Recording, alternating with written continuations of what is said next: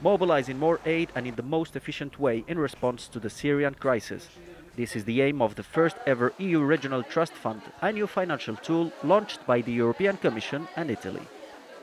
Jordan, already hosting around 2 million Palestinian refugees since 1948, is one of the countries most affected by the crisis. The host communities are suffering because of the migration to Jordan. Actually, we don't have a lot of resources, we don't have energy.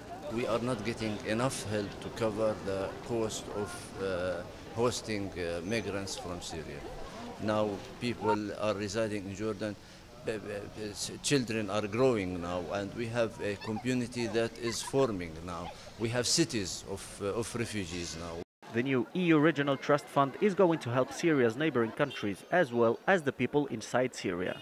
The Syrian crisis is the largest international crisis we have, and it's the biggest refugee crisis that we have. It drags on for years already. It started in 2011, and unfortunately it's not going to be over very quickly.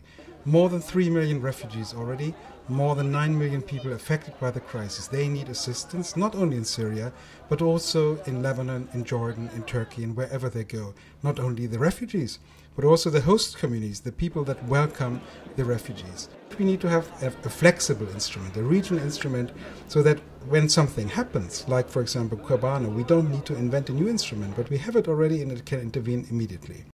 The startup funding amounts to 20 million euros from the EU budget and 3 million from Italy as the first funding donor. Additional funding is foreseen for 2015.